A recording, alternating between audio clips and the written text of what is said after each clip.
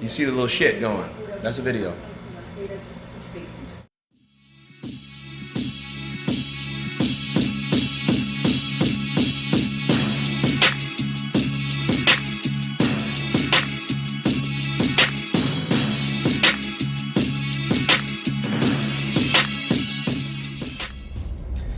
What's up, fight fans? This is Kurt Taville with Counterpunch Boxing News, and I have some new news concerning Anthony Joshua, Tyson Fury.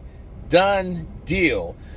Anthony Joshua and Tyson Fury agree terms on the heavyweight unification fight as Bob Arum claims that there are no more issues preventing the 200 million pound fight. Now, Bob insists that there are no more issues preventing the AJ versus Tyson Fury fight for the undisputed championship of the world.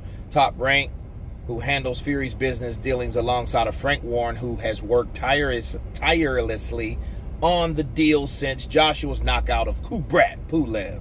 Now, after dispatching the Bulgarian with ease as one of his mandatory title defenses, the WBO and IBF and WBA outlined his plans to unify the division.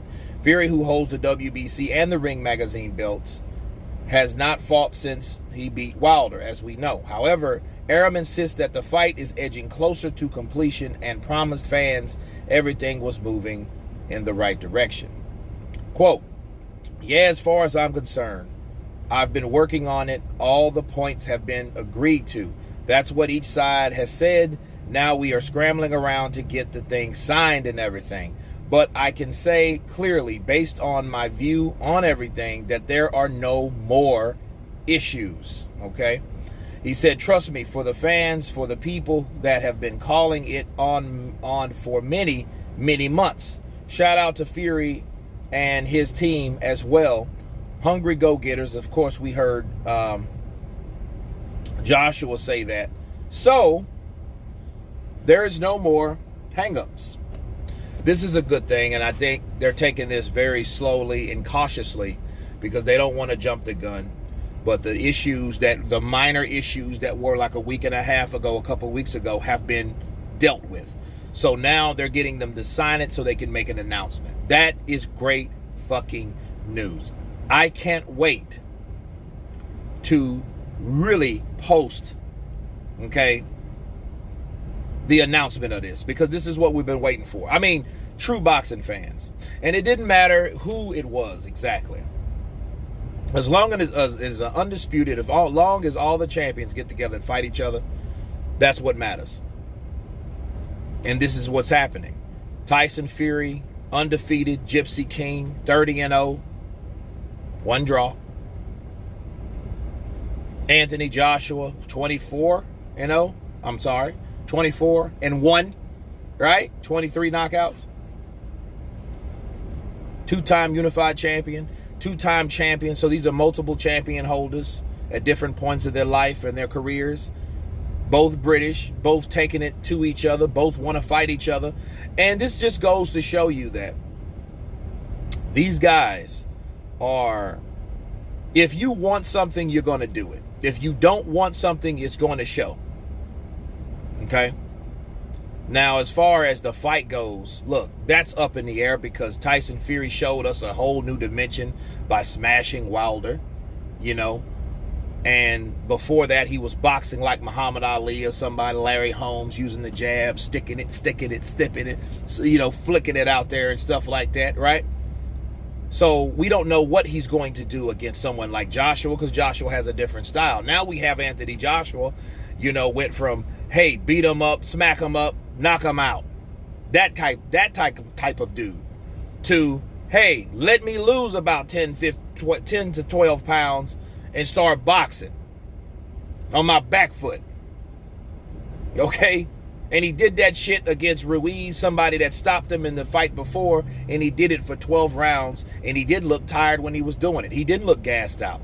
Now, the Pulev fight, he came in a little heavier, and I think what happened with the Pulev fight, he didn't look big. He never looked fat. You know, JJ's not fat. I think the bulk affects him. That muscle mass makes his heart work harder because that's not his natural weight. Since that's the case, he gets tired faster.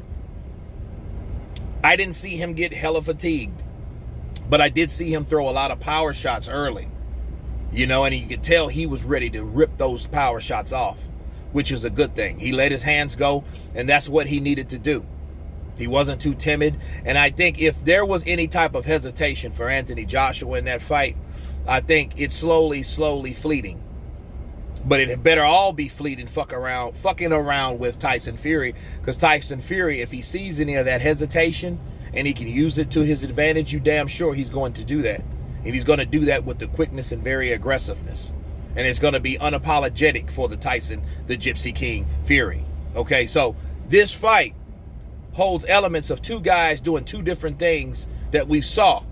Okay, they're showing different dynamic.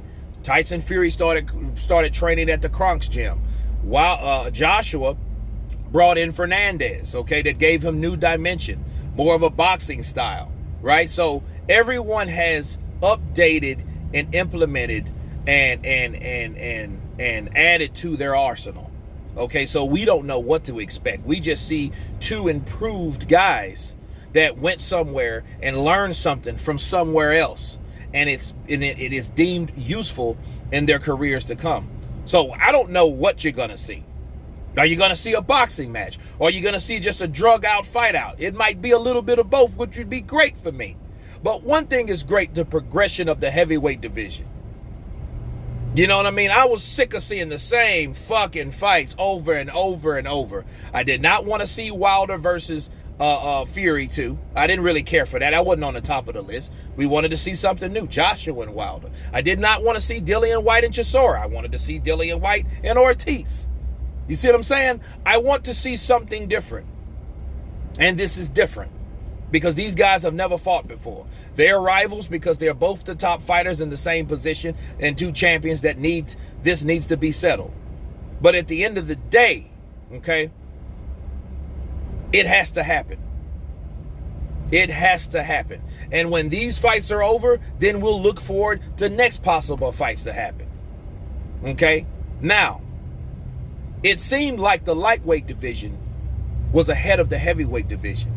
If this fight gets made and announced quickly within the next week or so, that means that the heavyweight division will be inching forward and towards beating the lightweight division. Why? Because the lightweight division, sure, we had Loma and Teofimo, but Teofimo has to fight Devin Haney to become undisputed.